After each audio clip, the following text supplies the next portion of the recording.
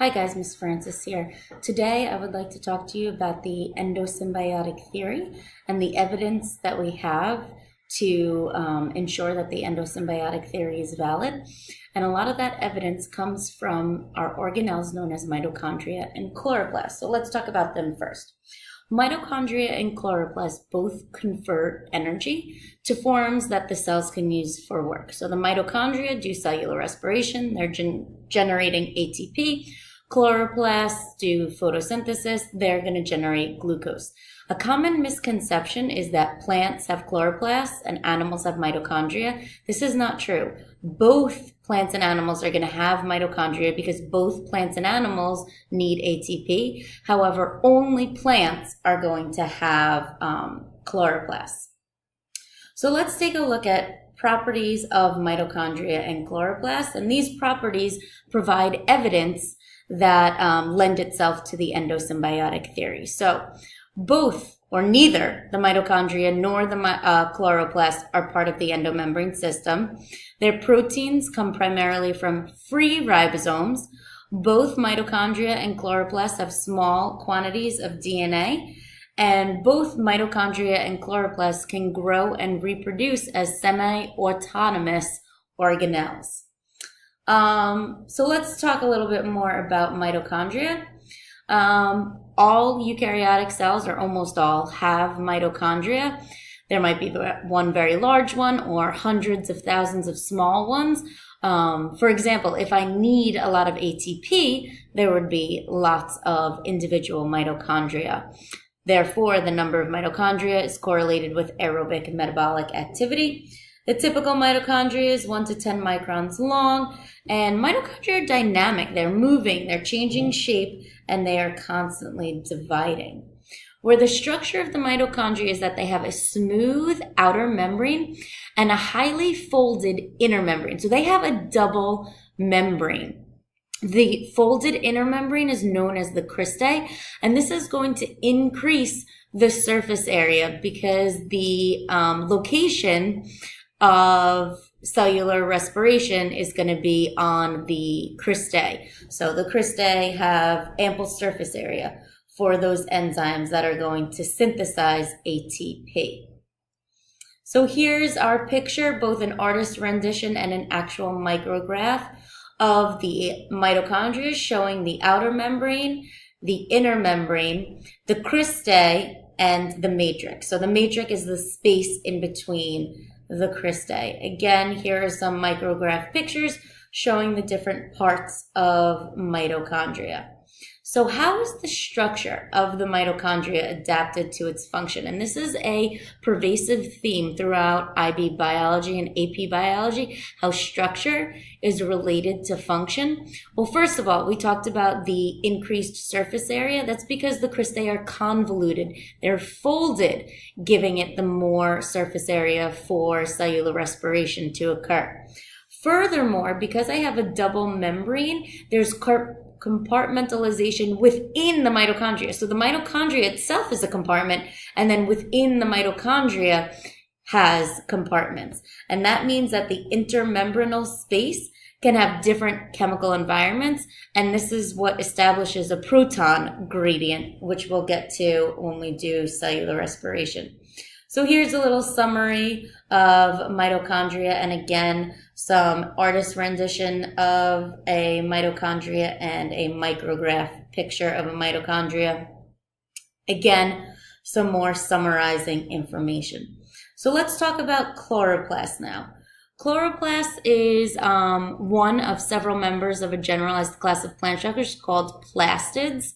Amyloplasts are going to store starch in roots and tubers, where chromoplasts are what store your pigments for fruits and flowers.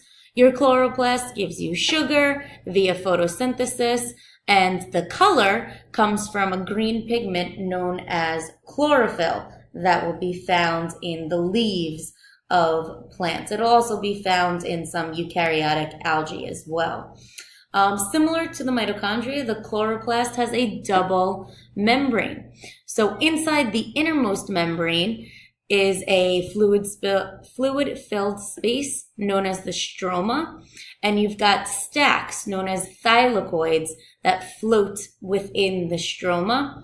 So the stroma contains DNA, ribosomes, and enzymes for part of photosynthesis, whereas the thylakoids, which are the flattened sacs, are critical for converting light into chemical energy. When I stack thylakoids on top of one another, they are forming something known as grana. And let me show you what I mean. So here is the artist's rendition of a chloroplast and a micrograph picture of a chloroplast. You can see the double membrane, the inner and outer membrane. You can see the stroma. You can see a thylakoid, which is just one of those discs. The stacked discs are known as the grana. Again, here are some more pictures. These are from transmission electron microscopes of chloroplasts showing the stroma and the thylakoid membranes. Another micrograph picture of the chloroplast. Again, another picture of the chloroplast. These are two interactive websites that are good for reviewing the overall structure of cells. So now the endosymbiotic theory. Well, both mitochondria and chloroplasts provide evidence for the endosymbiotic theory because scientists believe that the mitochondria and the chloroplasts were once prokaryotic organisms and that they may have taken up residence, they were absorbed by precursors to eukaryotes due to a symbiotic relationship known as mutualism, meaning that once the mitochondria was engulfed, that mitochondria provided ATP for that cell. That was beneficial for the cell, and the cell provided protection for the mitochondria. It was a beneficial, a symbiotic relationship known as mutualism, where it's beneficial for both organisms or organelles in this case. Same thing with the chloroplast. The chloroplast is going to provide glucose, which is beneficial to certain cells. So basically, some more evidence is that both of these organelles, both mitochondria and chloroplasts, have naked DNA. They can reproduce on their own inside the cell. They have similar genes as prokaryotes.